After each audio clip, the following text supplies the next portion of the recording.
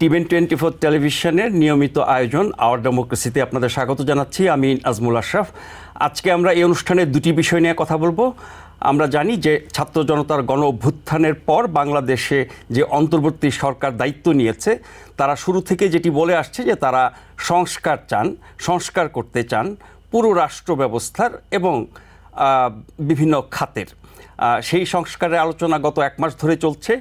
বিভিন্ন পক্ষ থেকে সংস্কারের নানান রকমের পরামর্শ, মতামত ইত্যাদি দেওয়া হচ্ছে, কিন্তু সংস্কারের আনুষ্ঠানিক কাজটি সেভাবে শুরু হচ্ছিল না। জাতির উদ্দেশ্যে দেওয়া ভাষণে প্রধান উপদেষ্টা নোবেলজয়ী প্রফেসর ডক্টর মোহাম্মদ ইউনূস এরই মধ্যে বিভিন্ন খাতের 6টি সংস্কার কমিশন গঠনের ঘোষণা দিয়েছেন এবং এই 6টি কমিশনের প্রধানদের নাম তিনি জানিয়েছেন। এই প্রধানদের সাথে আলোচনা করে সদস্যদের ঠিক করা হবে এবং তারা 3 মাসের মধ্যে এই কাজটি শেষ করবেন। আমি একটু সংক্ষেপে বলে নেই, যেসব খাতে সংস্কার করা হবে বা যেসব খাতে সংস্কারের জন্য কমিশন গঠন করা হয়েছে তার একটি হচ্ছে জনপ্রশাসন, দ্বিতীয়টি বিচার বিভাগ, তারপরে আছে নির্বাচন ব্যবস্থা, তারপর সংবিধান সংস্কার, পুলিশ প্রশাসনের সংস্কার এবং দুর্নীতি দমন কমিশনের সংস্কার। এই 6টি বিষয়ে 6 জনকে দায়িত্ব দেওয়া হয়েছে এবং আগামী 1 অক্টোবর থেকে তারা কাজ শুরু করবেন।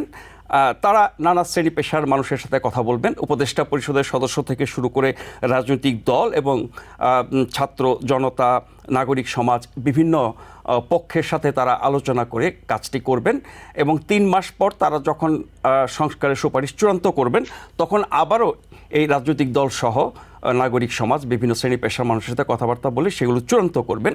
তারপর হয়তো সেগুলো বাস্তবায়ন শুরু হবে। এই 6টি খাতে সংস্কার শুরু করার পরে অন্যান্য খাতেও এরকম সংস্কার কমিশন গঠন করা হবে এবং তার মধ্য দিয়ে পুরো সংস্কার প্রক্রিয়া এগিয়ে যাবে। আমরা মূলত আজকে এই বিষয়টি নিয়ে কথা বলবো।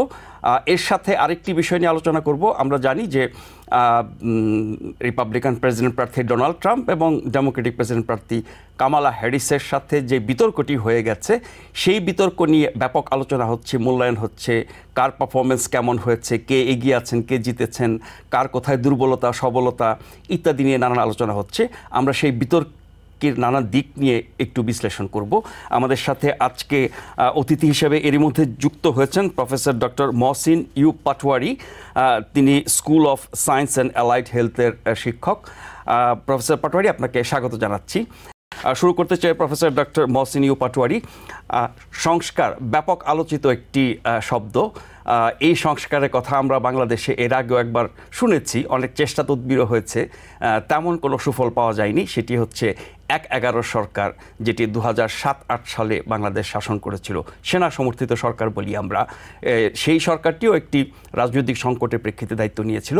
এবার ছাত্র জনতার গণ অভ্যুত্থানের প্রেক্ষিতে যে অন্তর্বর্তী সরকার দায়িত্ব নিয়েছে, তারা সংস্কারের কাজ শুরু করেছে।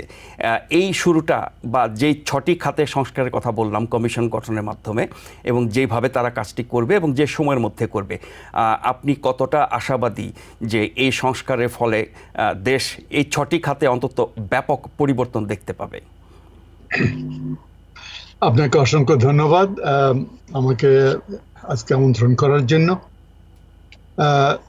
রাষ্ট্র সংস্কারের যে প্রাথমিক পদক্ষেপ হিসাবে প্রফেসর ইউনূসের সরকার যে 6টা কমিশন করেছেন, তার জন্য আমি তাকে অত্যন্ত স্বাগতম জানাই।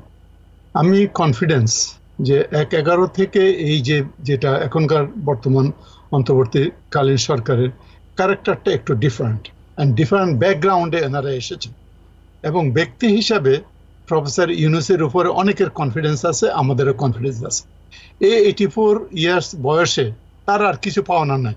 তার পাওনা হলো দেশকে যদি কিছু দিয়ে যেতে পারে।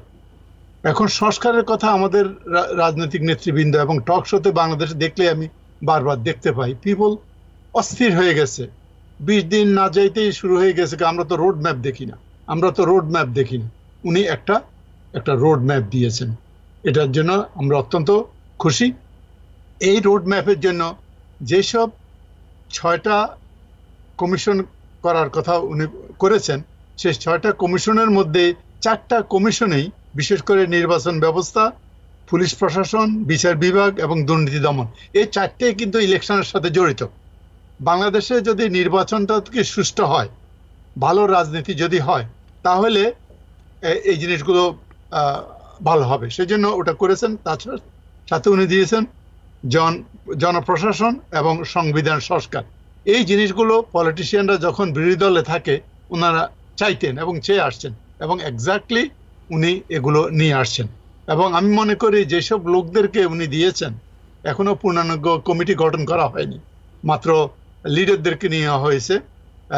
আমার মনে হয় পূর্ণাঙ্গ কমিটি আলোচনার মাধ্যমে হলে আমার বিশ্বাস যে 1 মাসের মাথায় যে কাজটা করতে পারে, আমার বিশ্বাস, আমার কনফিডেন্স ওনারা করতে পারবে। এর মধ্যে যে ওনারা এই ক্ষমতার দায়িত্বে আসার পর, আমি ক্ষমতা বলবো না, দায়িত্বে আসার পরেই যে আমরা যে পরিস্থিতি দেখেছি, রাইট, সামাজিক অর্থনৈতিক বিশৃঙ্খলা, এবং দেখেছি এটাকে ওনারা অনেক পরিবর্তন নিয়ে আসছেন। যেমন জনপ্রশাসনে অনেক বদলি, অনেক সেক্রেটারিকে নিয়োগ করেছেন নতুন করে, এখন ওটা বলেছেন কমপ্লিট করেছেন।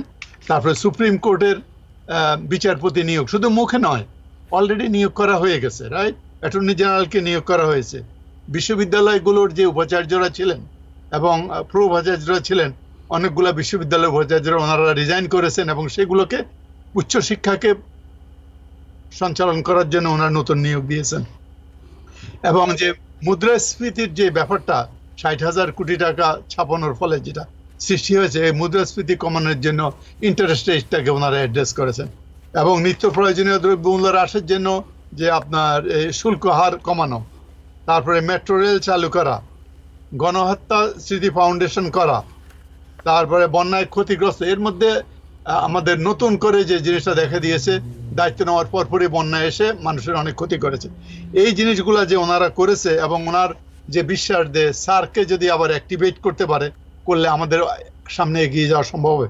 এই জিনিসগুলা এত স্বল্প সময়ে আমি মনে করি ইট ইজ অবিশ্বাস্য। ওটা যদি তার বর্তমান অন্তর্বর্তীকালীন সরকারের যদি কনফিডেন্স অ্যান্ড তাদের যদি স্বচ্ছতা না থাকতো, তাহলে এতটুকু তারা এগিয়ে যেতে পারে না। আমি বিশ্বাস যে শুরু তো করতে হবে কোনো জায়গা থেকে ভাই। এই শুরুর যাত্রা থেকে আমার ভালো মনে হচ্ছে, এবং উইল সি। এবং রোড ম্যাপ 3 মাসের মধ্যে এই কমিশন রিপোর্ট দিতে হবে। এই কমিশন রিপোর্ট দেওয়ার পর জাতিগতভাবে আমাদের সমস্ত রাজনৈতিক দলগুলোকে নিয়ে কিভাবে এটাকে ইমপ্লিমেন্ট করা যায়, not necessarily commission every report will be accepted for everybody, তাদেরকে নিয়ে বসে কোন কোন জিনিসটা আমরা করতে চাই, যদি আমরা দেশের মঙ্গল চাই, দেশের ভালো চাই, আমরা আসুন আমরা সবাই।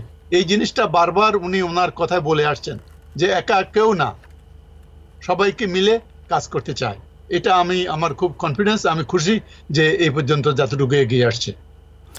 তার মানে হচ্ছে যে 6টি খাতের সংস্কার কমিশন গঠন করা হলো, অগ্রাধিকার হিসেবে এই 6টা ঠিক আছে, নাকি এর মধ্যে এই 6টার মধ্যে অগ্রাধিকার ভিত্তিতে অন্য কোনো খাতের সংস্কার আসতে পারত? না, আমার মনে হয় যে আমার মনে হয় নির্বাচন ব্যবস্থার সংস্কার, এটা সবার মূলে নির্বাচন। কারণ লোকজনে ইলেকশন চায়, বারবার জিজ্ঞাসা করছে কদিন আপনি থাকবেন, কি থাকবেন না থাকবেন। সুতরাং এইভাবে সরকার, জনগণের দ্বারা নির্বাচিত সরকার যদি করতে হয়, তাহলে নির্বাচন কমিশনকে আগে ঢেলে সাজাতে হবে। এটা হলো আমার মনে হয়। এবং যে পুলিশ প্রশাসন, বারবার ওনারা বলে আসছেন যে law and order is number 1। Law and অর্ডারকে আমরা যদি ঠিক করতে না পারি, রাইট, কোনো কিছুই আপনি ইমপ্লিমেন্ট করতে পারবেন না। সুতরাং ল অর্ডারকে অ্যাড্রেস করাটা এটা খুবই গুরুত্বপূর্ণ। আর বিচার বিভাগকে যে দলীয়করণ করা হয়েছে বিভিন্ন সরকারের সময় বিচার বিভাগ, আমি মনে করি এই সবগুলো সুন্দরভাবে আসছে। তবে সংবিধানের সংস্কার, ওর মধ্যে অনেক কিছু আসতে পারে। আমরা যেমন বলে আসছি টার্ম লিমিট, 2 টার্ম করতে হবে, এগুলো আমরা বলে আসছি। প্রাইমারি সিস্টেম চালু করতে হবে যাতে করে আপনার নমিনেশন বাণিজ্য বন্ধ করা যায়। এই ধরনের অনেকগুলো ব্যাপার আছে, ওগুলা ওই সংবিধানের সংস্কারের মাধ্যমে এই জিনিসগুলো আসতে পারে কোন সিস্টেমে। তো ওই built in so many things can come within this 6 proposal. জি, এখন সংবিধান সংস্কার নিশ্চয়ই অনেক গুরুত্বপূর্ণ। এরই মধ্যে যেসব বিক্ষিপ্ত আলোচনা হয়েছে, অনেকে সংবিধান পুনর্লিখনের কথা বলছেন, অনেকে ওই সংবিধান পুরোপুরি বাদ দিয়ে নতুন করে তৈরি করার কথা বলছেন, অনেকে এটাকে পরিবর্তন পরিমার্জন যোগ বিয়োগ করার কথা বলছেন।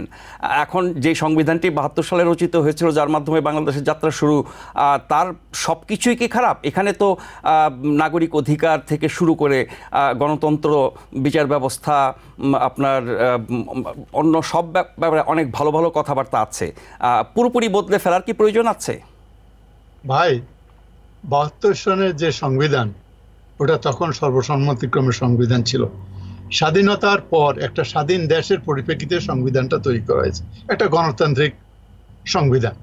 এবং আমি একটা সংবিধান বিশেষজ্ঞ নই, বাট আমি একজন সাধারণ নাগরিক হিসাবে, একজন শিক্ষক হিসেবে যা বুঝি, ওখানে আপনি সংবিধান তো ভাই আসমানি কিতাব না যে এটা কোনদিন পরিবর্তন করা যাবে না। আর আমি মনে করি না, ব্যক্তিগতভাবে মনে করি না কেন নতুন করে সংবিধান লিখতে হবে। এটা তো অনেক ভালো জিনিস আছে আপনি যেটা বলেছেন, যেখানে যেখানে আমাদের প্রয়োজন সেখানে সেখানে আমরা এটা পরিবর্তন করি, সংস্কার করি। এটা পুরা লেখা মানে হলো বিরাট আর একটা ব্যাপার হয়ে দাঁড়াবে, এবং লং টাইম ম্যাটার, রাইট? এবং কোনটা আনতে কোনটা আনবো, যেখানে যেখানে দরকার সেখানে আমরা ইয়ে করি, ওই সার্জিক্যাল আর কি, যেখানে যেখানে সার্জারি করা দরকার সেখানে সার্জারি করলাম।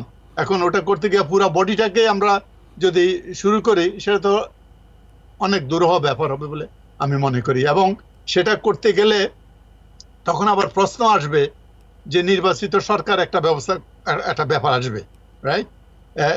এই সরকার, অন্তর্বর্তীকালীন সরকার কিছু কিছু বেশ কিছু দায়িত্ব নিতে পারে, কিন্তু এই যে কনস্টিটিউশনকে পুরো রিরাইট করা দায়িত্ব, কিছু লোক প্রশ্ন করতে পারে, আমি করছি না, কিছু লোক প্রশ্ন করতে পারে যে ওনাদেরকে দায়িত্বটা কে দিল নতুন করে লিখতে? না কেউ ইয়ে নিয়েছে নাকি, কোনো গণভোট নিয়েছে কিনা, এটা প্রশ্ন আসতে পারে ভাই।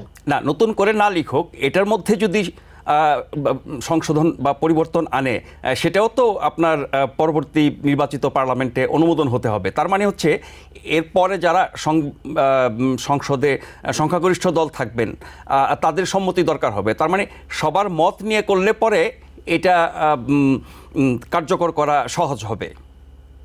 হ্যাঁ, এটা ঠিক, এটা ঠিক, সেটা আপনি বলেছেন। কিন্তু আমার যে পয়েন্টটা এখানে, আমার পয়েন্টটা পুরো লেখা একটা কথা, আর যেখানে যেখানে মডিফাই করার দরকার মডিফাই করা অল্প কাজ। আপনি এডিটিং করলেন, রাইট? এডিটিং করলেন, আর ওখানে পুরো লেখা, এটা দুই জিনিস না ভাই? পুরো দুই জিনিস। নিশ্চয়ই। শাসনতন্ত্র, একটা দেশের শাসনতন্ত্র এটা ছোটখাটো ব্যাপার না। আমি বসলাম আর একটা এসে একটা পেপার লিখে ফেললাম, এটা তো হয় না। এটা অনেক অনেক আলোচনার দরকার আছে, অনেক এক্সপার্টকে এক করতে হবে, তারপরে জনগণের মত নিতে হবে, বিভিন্ন ফোকাস গ্রুপের সাথে আলোচনা করতে হবে, আলোচনা করে একটা কনসেনসাসে আসতে হবে। সেই কনসেনসাসে আসার পর দরকার হলে আপনি গণভোট দেন, অথবা পার্লামেন্টে যেভাবে যে প্রসেসে ফলো করেন সেই প্রসেসটা ফলো করতে হবে। সুতরাং আমি মনে করি না যে পুরো শাসনতন্ত্র রিরাইট করার দরকার আছে এই মুহূর্তে। আমি মনে করি ওই যেখানে যেখানে দরকার পরিবর্তন করা, সে আমাদের বর্তমান প্রয়োজনে সেটা করা যেতে পারে। এবং আমি তো আগে বলছি যে শাসনতন্ত্র কোনো আসমানি কিতাব না যে এটার পরিবর্তন করা যাবে না, এটা within legal framework it can be done. হ্যাঁ, না, পরিবর্তন তো অনেকবারই হয়েছে, অনেক পরিবর্তন নিয়ে অনেক প্রশ্ন আছে, বিতর্ক আছে। পরিবর্তন হতেই পারে, সংশোধন হতেই পারে, হালনাগাদ হতেই পারে, যুগের চাহিদা পূরণ করার মতো হতেই পারে। আপনি পুলিশের সংস্কারের গুরুত্বের কথা বলছিলেন। আইন শৃঙ্খলা রক্ষা থেকে শুরু করে জননিরাপত্তা এবং আইনের শাসনের ক্ষেত্রে পুলিশের একটা বড় ভূমিকা আছে, যে পুলিশের এরকম ভূমিকা আমরা অতীতে দেখি নাই। বিশেষ করে গত 16 বছর তো পুলিশের ভূমিকা খুবই ন্যাক্কারজনক ছিল। কিন্তু রাজনৈতিক সংকট, শাসনের সংকট, আপনার স্বৈরতান্ত্রিক ব্যবস্থা, দুর্নীতি, অনিয়ম, দলীয়করণ, যা কিছু আমাদের খারাপ দিক আছে আমাদের রাজনীতিতে, আমাদের শাসন ব্যবস্থায়, আমাদের শাসক দলের মধ্যে, তার একটা বড় অনুষঙ্গ কিন্তু হচ্ছে আমাদের গোয়েন্দা সংস্থা, গোয়েন্দা বাহিনী, সামরিক বেসামরিক দুটো মিলিয়ে বলছি। ফলে গোয়েন্দা বাহিনীর ভূমিকা অনেক ক্ষেত্রে দেখা যায় না, কিন্তু এসব অপকর্ম, অপতৎপরতা এবং জনস্বার্থ বিরোধী, গণতন্ত্র বিরোধী, সংবিধান বিরোধী, মানবতা বিরোধী, যা কিছু বলি, এরকম ঘটনা কিন্তু গোয়েন্দা সংস্থাদের দ্বারাই বেশি হয়ে থাকে। বিগত সরকারের আমলে এটা ব্যাপক হারে হয়েছে, আগেও হয়েছে কম বেশি। সেই জায়গায় কি কোনো সংস্কার বা পরিবর্তনের প্রয়োজন নাই? আমি কিন্তু ভাই, আমি এই যে পুলিশ প্রশাসনের সংস্কার যে কমিশন হয়েছে, আমার ধারণা, আমার বিশ্বাস, ওটা ওই ল এনফোর্সিং এর ভিতরে সবগুলো পড়ে। আপনার একমাত্র মিলিটারি ছাড়া আপনার পুলিশ এবং যত ধরনের গোয়েন্দা সংস্থা আছে এটা সব কিন্তু ওর মধ্যে পড়ে একটা প্যাকেজ। আমি মনে করি ডেফিনেটলি আপনি যেটা বলছেন বেশ গুরুত্বপূর্ণ। না পুলিশের সমস্যাটা বেশি করে। পুলিশের অনেকগুলো বিভাগ বা ইউনিট আছে যেখানে আপনার গোয়েন্দা সংস্থা হিসেবে কাজ করে। পুলিশের কয়েকটা শাখাই আছে যারা শুধু গোয়েন্দার কাজ করে, যেমন আপনার স্পেশাল ব্রাঞ্চ, ডিটেকটিভ ব্রাঞ্চ, আপনার ক্রিমিনাল ইনভেস্টিগেশন ডিপার্টমেন্ট।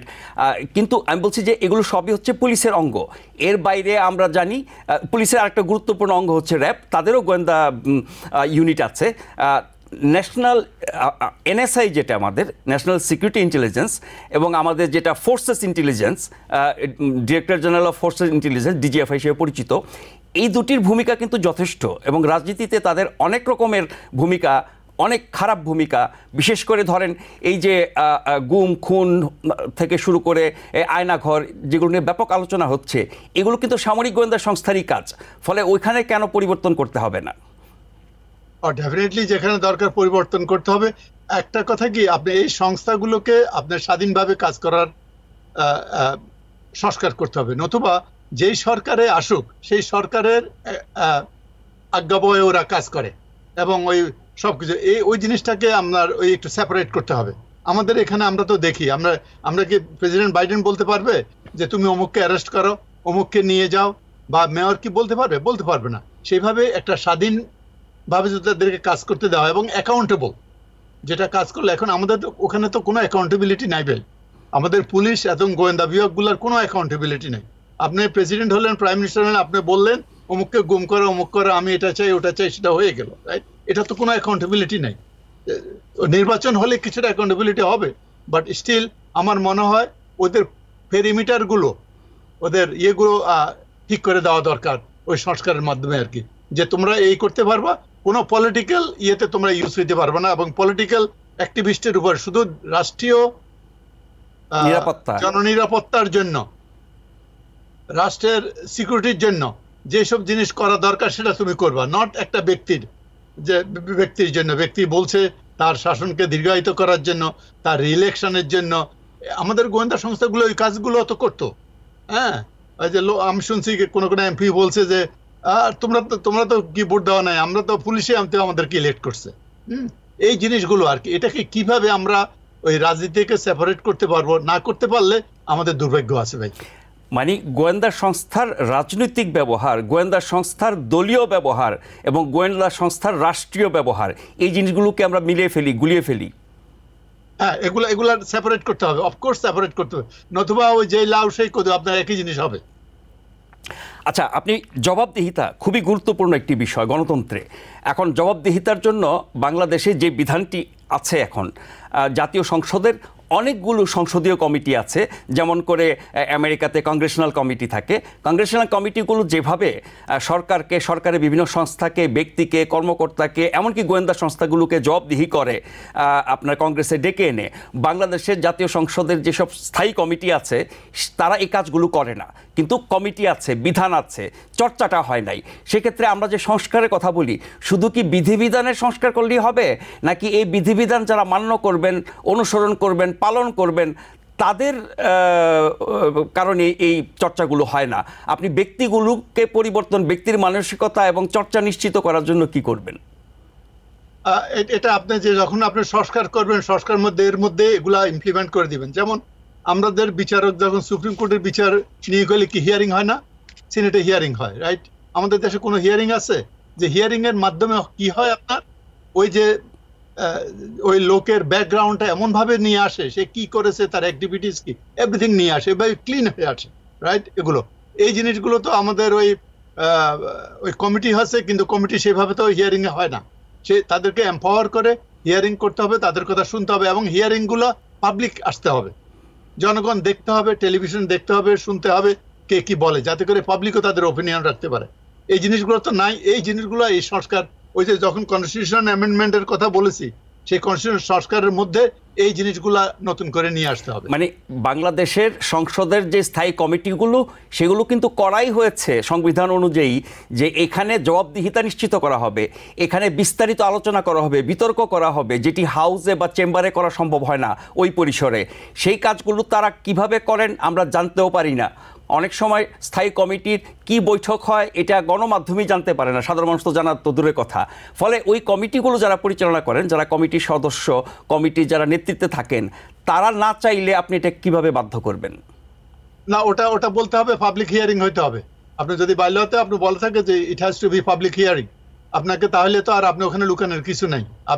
আপনি হলেন সংসদীয় কমিটির নেতা, আপনি ওই কমিটির নেতা, আপনাকে বাইলতে বলা আছে this hearing has to be in public, in টেলিভাইজড, open টেলিভাইজড, আপনাকে ওটা করতে হবে। ওটা যদি বাইলতে আপনি লিখে দেন তাহলে বাইলতে আপনাকে ফলো করতে হবে ভাই, যেটা আমরা এখানে দেখে আসছি আর কি।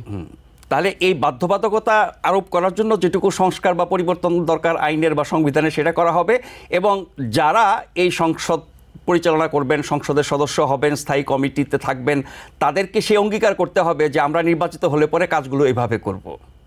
হ্যাঁ, এটা না করলে আপনার ট্রান্সপারেন্সি যদি এটা না হয়, তার মধ্যে আবার ক্লজ থাকতে হবে। এটা যদি আপনি 1 বছরের মধ্যে বা 3 মাসের মধ্যে বা কোনো একটা টপিকের উপর কয়টা আপনি হিয়ারিং করবেন, এটা আপনাকে করে দিতে হবে। যেমন আমরা বাইলও যখন এখানে লিখি, বাইলও বলি যে committee has to meet at least 6 times in a year, right? এবং এটা পাবলিক হিয়ারিং হইতে হবে, এটার মিনিটসগুলো পাবলিশ করতে হবে। ওটা বাইলতে লেখা আছে, সেটা আমরা ফলো করি। যদি না করি, we are violating the bylaw. If we violate the bylaw, we have no right to serve as a member of the parliament.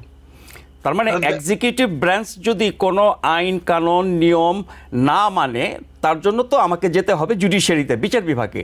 সেই বিচার বিভাগ যদি পুরোপুরি স্বাধীন না হয় এবং শক্ত হাতে সব কিছু করতে না পারে আইন সংবিধান অনুযায়ী, তাহলে তো এই এক্সিকিউটিভ ব্রাঞ্চের এই ভায়োলেশন বা লেজিসলেটিভ ব্রাঞ্চের এসব ভায়োলেশনের ব্যাপারে কোনো সমাধান পাওয়ার কি অন্য কোনো উপায় আছে? না, সেটা কোনো উপায় নাই। সবাই রাজনৈতিক ব্যাপারে তাদেরকে ব্যবহার করবে। সুতরাং আপনি যেটা বললেন, বিচার বিভাগকে স্বাধীন না করলে আপনি কোনো জিনিসই ভালো করতে পারবেন না। কারণ তারা যদি বলে যে না এটা রং, আপনার পুলিশ যখন কেস দেয় তারা বলবে যে রং, বা এই যে গোয়েন্দা বিভাগ যেটা বলে রং করে ওটা যদি ডিসমিস করে দেয়, তাহলে আপনি তো আর কতদিন এইভাবে করবেন আর কি। সুতরাং আপনার বিচার বিভাগকে সংস্কার এবং বিচার বিভাগে বিচার নিয়োগের ব্যাপারে আপনার ট্রান্সপারেন্সি আনতে হবে। পাবলিক হিয়ারিং এর মাধ্যমে আমার সুপ্রিম কোর্টের চিফ জাস্টিস বা আদার জাস্টিসরা কারা আসলো, আমরা জনগণ জানতে চাই এই লোকগুলাকে, তাদের ব্যাকগ্রাউন্ডটা কি, তাদের প্রিভিয়াস কর্মকাণ্ডটা কি, এই জিনিসগুলো আমরা জানতে চাই। এটা আমরা কোনোদিন জানতে পারিনি। তারপরে তাদের একজনকে টপকাই আরেকজনকে দেওয়া, এই যে সব ফাজলামিগুলো, এই ফাজলামিগুলো তো চলে আসছে অনেকদিন থেকে। এই জিনিসগুলো আমাদের এই মধ্যে বিচার বিভাগ যে সংস্কারের কথা আসছে বা কনস্টিটিউশন সংস্কারের কথা আসছে, এর মধ্যে আমাদের কিন্তু এই জিনিসগুলো এবার ঢুকাতে হবে। এই একটা চান্স রে ভাই আমাদের জন্য। নিশ্চয়ই আপনার দলীয় সরকার আসলে আমার কেন যেন কনফিডেন্স নাই। দলীয় সরকার আসলে তার নিজেদের স্বার্থেই তারা ব্যবহার করে। না, কিন্তু আমরা যদি গণতন্ত্র চাই, আমাকে তো সেই নির্বাচনেই যেতে হবে, রাজনৈতিক ব্যবস্থার মধ্যেই যেতে হবে। এছাড়া তো দেশে গণতন্ত্র প্রতিষ্ঠিত হবে না। অনির্বাচিত সরকার দিয়ে তো আর অনন্তকাল চলতে পারে না। It is true, it is of course true. এবং এটা লেজিটিমেসিও আসবে না। জি, লেজিটিমেসি আসার জন্য আমরা ওই সিস্টেমটা যদি করার জন্যই সবাইকে একমত হইতে হবে। ভাই আপনারা ইলেকশন চান দিব, কিন্তু আগে আসেন আমরা একমত হয়ে এগুলো। ওই একমত হলে আমরা যে রুল আর রেগুলেশন করছি, আমরা রুল ফলো করব, বুক ফলো করব। হ্যাঁ, সেগুলো মানতে হবে। না মানলে এই ব্যবস্থা হবে, সেগুলো আগে নিশ্চিত করতে হবে। আমরা এগ্রি করছি, না মানলে এই অবস্থা আমরা হবে। জি, আমরা একটা ছোট্ট বিরতি নেব, ফিরে এসে আমরা এই আলোচনা চালিয়ে যাব এবং ট্রাম্প হ্যারিসের বিতর্ক নিয়ে একটু কথা বলবো। নিশ্চয়ই ফিরে এসে আপনাদেরকে সাথে পাবো আশা করছি। ধন্যবাদ আমাদের সাথে থাকবার জন্য। আমাদের আজকের আলোচনার বিষয় এখন পর্যন্ত আমরা চালিয়ে যাচ্ছি বাংলাদেশের সংস্কার নিয়ে। প্রধান উপদেষ্টা বাংলাদেশের অন্তর্বর্তী সরকারের, তিনি 6টি সংস্কার কমিশন গঠন করেছেন 6টি খাতের সংস্কারের জন্য। সেটি নিয়ে আমরা আলোচনা করছি। আমাদের সাথে আছেন professor doctor Mohsin U Patwari. এই 6টার পরে গুরুত্ব হিসাবে প্রধান উপদেষ্টা বলেছেন ধাপে ধাপে অন্যান্য বিষয়ে সংস্কার কমিশন করা হবে। এই 6টার পরে আসলে কোন বিষয়টা আসা উচিত বলে মনে করেন?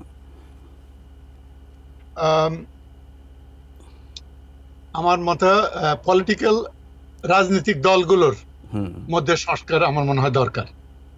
মানে দলগুলো কিভাবে পরিচালিত হবে, দলগুলো কিভাবে পরিচালিত হবে, তাদের গঠনতন্ত্র কেমন হবে, নির্বাচনের কেমন হবে, তাদের লিডারশিপ ইলেকশন কিভাবে হবে। Everybody has to have election commission through a political party election কমিশনের থ্রুতে যাইতে হবে।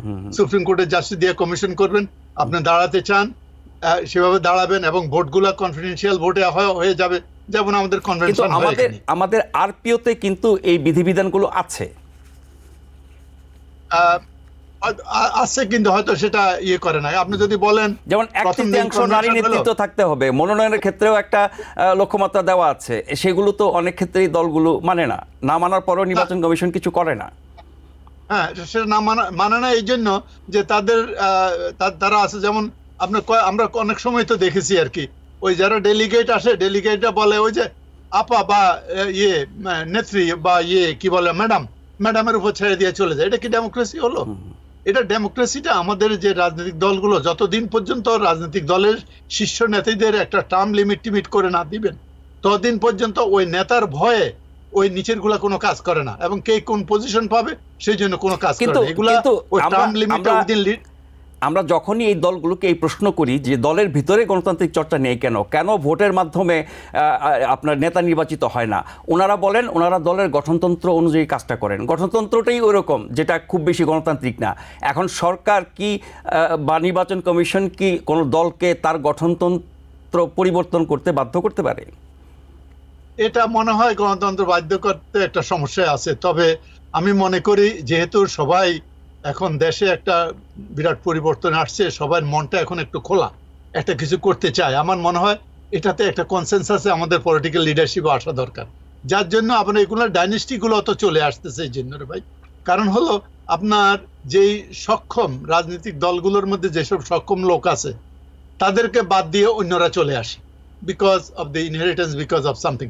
আমি মনে করি না যে হ্যাঁ একজন নেতা বা নেত্রী তার ছেলে বা মেয়ে যদি সত্যিকার ভাবে ভালো হয় তারা আসুক, ডেমোক্রেটিক পদ্ধতিতে আসুক, কিন্তু আমার ছেলে বা আমার মেয়ে যেহেতু আমি নেতা সেই বদলতে তারাই হবে, আমি হলাম কিং, আমার প্রিন্স হয়ে যাবে নেক্সট কিং। এই যে একটা আমাদের চিন্তা ভাবনা আমাদের দলগুলোর মধ্যে, আমাদের এটা কিন্তু আমি নেতাদেরও দোষ দিব না, যেটাকে আমরা বলি আমাদের যারা জনগণ আছে, আমরা যারা ভোটার আছে, আমরা যারা ডেলিগেট হিসাবে যাই, আমরা যারা সংগঠন করি, আমাদেরও দোষ আছে। আমরা সব ওইটা দিয়ে দিই আমাদের স্বার্থের জন্য, রাইট? কিন্তু এই যে পরিবারতান্ত্রিকতা দলগুলোর মধ্যে, বড় দলগুলোর মধ্যে অনেকটা রাজতন্ত্রের মতো, এর বিপক্ষে কেউ দাঁড়ালে, কেউ কথা বললে সে তো আর দলেই টিকতে পারে না।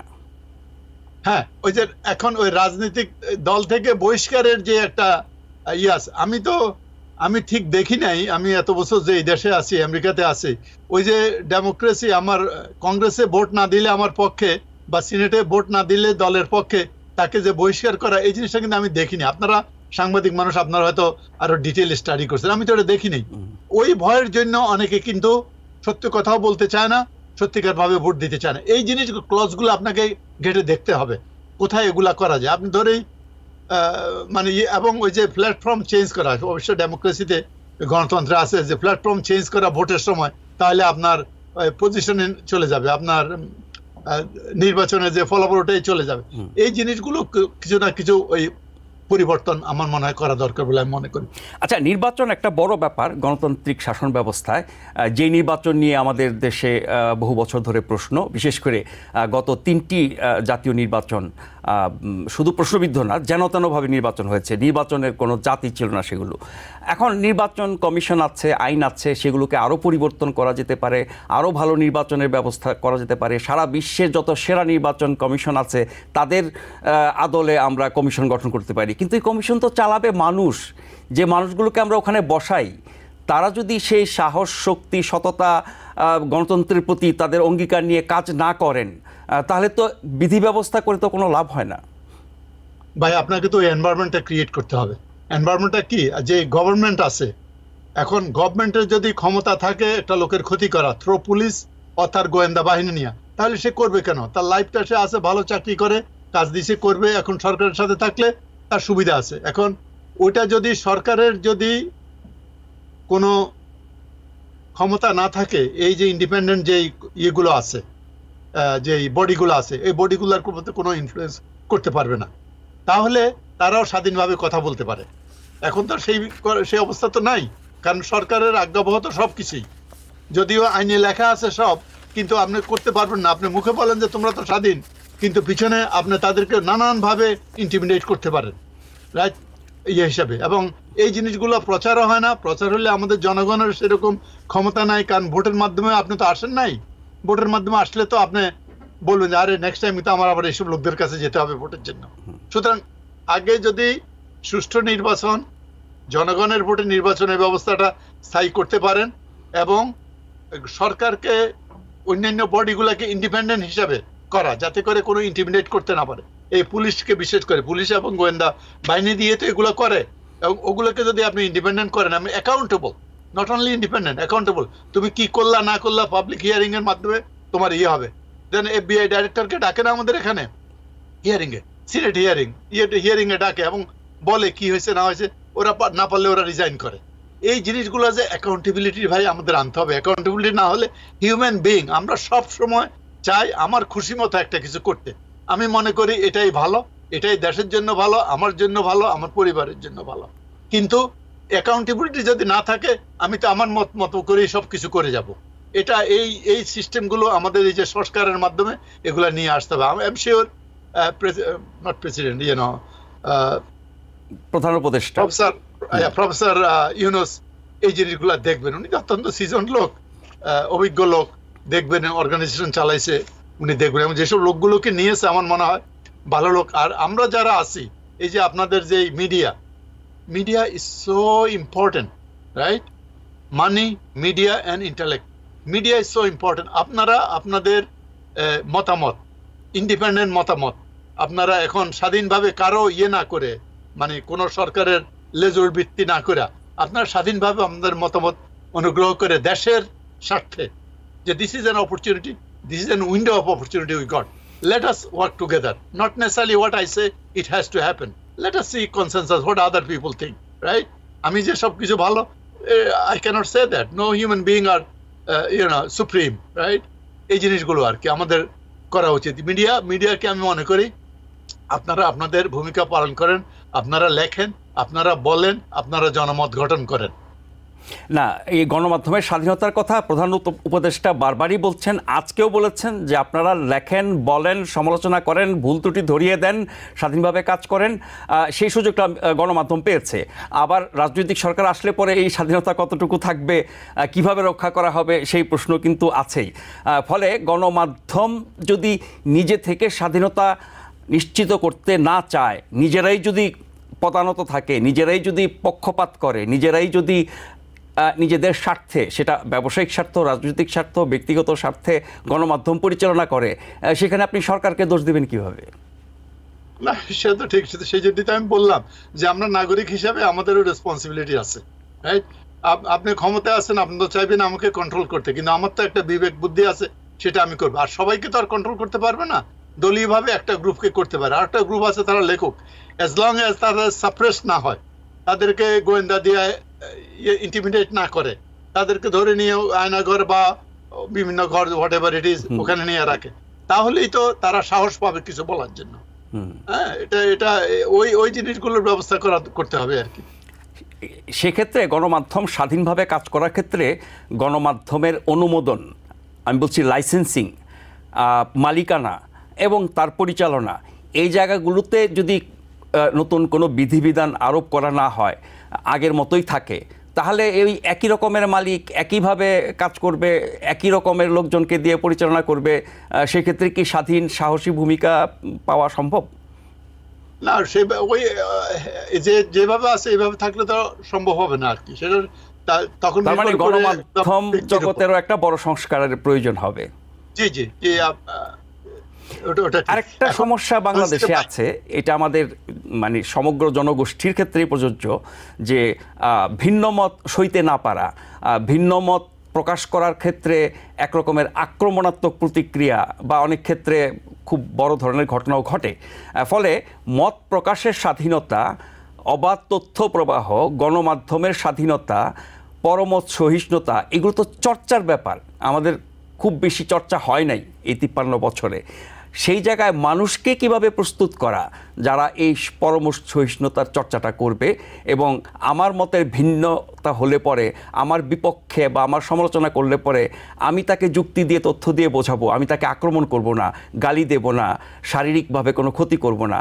এখানে তো একটা মনস্তাত্ত্বিক ব্যাপার আছে, এইটার সমাধান কিভাবে সম্ভব?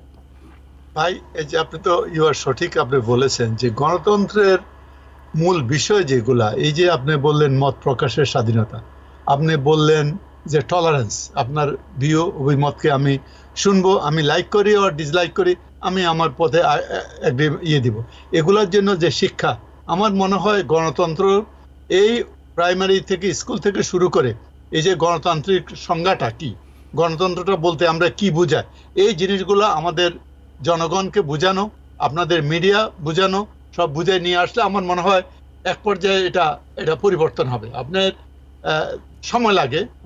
সময় লাগে কিন্তু আস্তে আস্তে এক সময় না এক সময় পরিবর্তন হবে। অনেস্ট লিডারশিপ যদি আসে দেশে এবং সংস্কারগুলো যদি হয় তাহলে আশা করি ইনশাল্লাহ ভালো হবে। আর একটা জিনিস আপনি যেটা বললেন ভাই, এই যে সংস্কার যত কিছু আমরা বলতেছি, এই লোকগুলো আসছে এতগুলা করা, ইট ইজ এ ফরমিডেবল টাস্ক। এই যে 6টার কথা বলছে, এই 6টা যদি মোটামুটি কিছু করতে পারে তাহলে এটা একটা ফার্স্ট পদক্ষেপ হিসাবে আমরা এগিয়ে গেলাম। আর আমাদের রাজনীতিবিদদেরও শিখতে হবে যে আপনি যতই ক্ষমতাবান হন না কেন, জনগণ চাইলে আপনাকে ক্ষমতা থেকে টানিয়ে নিতে পারে। আমরা অতীতে দেখছি, এই ইতিহাসটা কিন্তু আমরা শিখি না, এই ইতিহাসটা আমাদের শিখতে হবে, না হলে তো হবে না। মানে জনগণ ক্ষমতা থেকে টেনে নামাতে পারে, জনগণ দেশ থেকে বিতাড়িতও করতে পারে, তারপরও যখন যারা ক্ষমতায় থাকেন তখন তারা রাষ্ট্রের ক্ষমতা ব্যবহার করে যতটা সম্ভব টিকে থাকার চেষ্টা করে। এটা হিউম্যান নেচার, তো হিউম্যান নেচার। আপনি যদি তাদের রেজিস্ট না করেন, এক নম্বর হলো আপনার আইন যদি না থাকে, সেভাবে আইনে যদি ধরতে না পারেন, তাহলে আইনের ফাঁক ফোকরা দিয়ে তারা এইসবগুলা করবে। এটা হিউম্যান নেচার। কিন্তু হিউম্যান নেচারকে বন্ধ করার জন্যই তো আইন, হিউম্যান নেচারকে করার জন্য তো পুলিশি আইন, রাইট? আমি ইচ্ছা করলে তো আমি যেখানে 30 মাইল 25 মাইল ব্যাগে এখন নিউ ইয়র্ক সিটিতে গাড়ি চালাই, আমি তো 50 মাইল চালাতে পারবো না, কারণ আমি জানি ওখানে ক্যামেরায় ধরা পড়বে। ক্যামেরা ধরা পড়লে আমাকে এত ডলার করে দিতে হবে, আমার লাইসেন্সের উপরে পয়েন্ট উঠবে। এই যে অ্যাকাউন্টেবিলিটিটা, এই অ্যাকাউন্টেবিলিটিটা প্লেস করতে হবে ভাই আমাদের। তার মানে আইনের প্রয়োগ একটা বড় ব্যাপার, সেক্ষেত্রে আইন প্রয়োগকারী সংস্থার ভূমিকাটা অনেক গুরুত্বপূর্ণ। আমরা শেষ পর্যায়ে চলে এসেছি, আমরা ট্রাম্প হ্যারিসের বিতর্ক নিয়ে শুনবো। নিশ্চয়ই আপনি সেই বিতর্ক দেখেছেন, উপভোগ করেছেন। সামগ্রিকভাবে যদি আমি জানতে চাই যে বিতর্কটা আপনার কেমন লাগলো এবং আসলে এই দুজনের মধ্যে কে জিতলেন বা কে এগিয়ে থাকলেন? আমি পুরাটা দেখেছি, ভেরি ইন্টারেস্টিং ডিবেট হয়েছে, এবং আমি বলবো কম্পারেটিভলি যে আমি তো এক্সপেক্ট করি না। আই ওয়াজ জাস্ট যে প্রেসিডেন্ট ট্রাম্প তো আলফা মেল, একটা ডমিনেটিং পার্সোনালিটি। আমি ঠিক চিন্তা করতেছিলাম যে ভাইস প্রেসিডেন্ট কামালা হ্যারিস কি করবেন এর পরিপ্রেক্ষিতে। সেই হিসাবে উনি যে এক্সপেকটেশন তার উপর ছিল, উনি তার চেয়ে বেটার করেছেন আমার মনে হয়। সেটা কি যেহেতু ওনার জীবনের প্রথম, উনি ব্যাপক প্রস্তুতি নিয়েছেন, সেই প্রস্তুতিরই কি ফলাফল এটি? অবশ্যই প্রস্তুতির ফলাফল। এবং আরেকটা জিনিস দেখেন, উনি তো একজন সিনেটর ছিলেন, 2 নম্বর উনি অ্যাটর্নি জেনারেল ছিলেন, রাইট? তো ওই যে তার ওখানে she was A trial lawyer, ওই হিসাবে তার কিন্তু প্রস্তুতি ছিল, একাডেমিক এবং প্র্যাকটিক্যাল প্রস্তুতি তার ছিল। সেটাকে আরো তার দলীয় জন্য, কোচিং এর জন্য সে আরো সুষ্ঠুভাবে বলছে, কি স্ট্রং এবং কনফিডেন্স নিয়ে সে কথাগুলো বলেছে। এবং আমি যেটা ওয়াশিংটন পোস্টের যে যখন ডিবেট চলতেছিল, তখন ওয়াশিংটন পোস্ট কিছু লোককে, আনডিসাইডেড লোককে, ওই যে আপনার যেগুলো স্টেট, যেগুলো ব্যাটল গ্রাউন্ড স্টেট, ওখান থেকে আনডিসাইডেড কিছু লোককে দিছে। আপনারা হয়তো রিপোর্টটা দেখেছেন আর কি। তো ডিবেটের আগে যারা বলেছিল, 12 জন লোক বলেছিলেন তারা হ্যারিসকে ভোট দিতে পারেন, নট শিওর, ভোট দিতে পারেন। তার ডিবেটের পর এদের মধ্যে 5 জন বলেছে যে তারা অবশ্যই হ্যারিসকে ভোট দিবে, রাইট? অপরদিকে যে 9 জন ছিল প্রথমে বলেছে যে তারা ট্রাম্পকে ভোট দিতে পারেন, মোটামুটি শিওর না। ডিবেটের পর তাদের কেউই ডেফিনেটলি বলেন নাই যে ট্রাম্পকে ভোট দিবেন। তার মধ্যে 2 জন বলেছে তারা হ্যারিসকে ভোট দিবে, আর একজন বলেছে তৃতীয়কে আমরা ভোট দিবে। আর যখন আপনার হেলথ কেয়ার প্ল্যানের কথা আসছে, তখন 24 জনের মধ্যে 16 জন বলেছে যে তারা হ্যারিসের যেই ডিসক্রিপশনটা, ওটা তাদের পছন্দ হয়েছে, এবং 4 জন ট্রাম্পের প্ল্যানকে সাপোর্ট করেছে। President Trump actually didn't have a plan. সে বলছে আমি করব, কিন্তু কোনো প্ল্যান উনি বলে নাই আর। আর আমেরিকা কি ধরনের প্রেসিডেন্ট চায়, আমরা কি ধরনের প্রেসিডেন্ট চাই, রাইট? ধর্ম বর্ণ নির্বিশেষে সকল মানুষকে সংঘবদ্ধ করে তাদের আশা আকাঙ্ক্ষার বাস্তবায়নে নিয়োজিত থাকবে, না নির্দেশ ও বিভক্তি সৃষ্টি করবে। দুটো জিনিস, রাইট? হ্যারিস হলো প্রথম পার্ট, যে সবাইকে সংঘবদ্ধ করে আমরা মানুষের আশা আকাঙ্ক্ষা যে বাস্তবায়ন করতে পারবে সেই ধরনের প্রেসিডেন্ট আমরা চাই, রাইট? এটা 4 জন, এদের মধ্যে এই প্রশ্নে 17 জন হ্যারিসের সাথে সম্পূর্ণ একমত, আর 4 জন কিছুটা একমত, মাত্র 1 জন কিছুটা অমত প্রকাশ করে। তার মানে এই বিতর্কের মাধ্যমে কামালা হ্যারিস অনেক এগিয়ে গেছেন, এবং যারা আনডিসাইডেড ভোটার ছিলেন তারা ডিসিশন নিয়ে ফেলেছেন, এবং যথেষ্ট প্রভাব পড়েছে তাদের উপরে এই বিতর্কে। জি জি, এটা এখন আমাদের যে 20% আনডিসাইডেড ভোটার আছে, এটা হলো এখানে ফ্যাক্টর, রাইট? এই ফ্যাক্টরের মধ্যে আপনার রিসেন্ট পুল যে বলছে যে আমাদেরকে শেষ করতে হবে। জি, ও আচ্ছা, vice president 50% of the Independent voters, তারা বলছে যে এবার তারা ভাইস প্রেসিডেন্ট কামালা হ্যারিসকে দিবে। অপরদিকে 42% বলেছে তারা ট্রাম্পকে দিবে। সুতরাং ইন্ডিপেন্ডেন্টের দিকেও 9 পয়েন্ট এগিয়ে আছে কামালা হ্যারিস। তার মানে এই বিতর্কে কামালা হ্যারিসেরই লাভ হলো আর কি। নিশ্চয়ই ক্যাম্পেইন আরো চলবে, তার মধ্য দিয়েও জনমত তৈরি হবে, বিভক্ত হবে অথবা পরিবর্তন হবে। প্রফেসর পাটোয়ারি, আপনাকে অসংখ্য ধন্যবাদ আমাদেরকে মূল্যবান সময় এবং মতামত দেওয়ার জন্য। যারা অনুষ্ঠান দেখছিলেন শুরুতে বা পরে যোগ দিয়েছেন, প্রত্যেককে ধন্যবাদ জানিয়ে আজকের মতো শেষ করছি।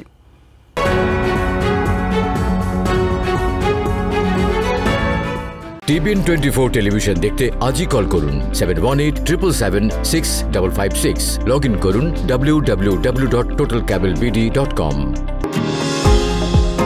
নিউ ইয়র্ক থেকে সম্প্রচারিত TBN 24 টেলিভিশন বিশ্বজুড়ে বাঙালির কণ্ঠস্বর।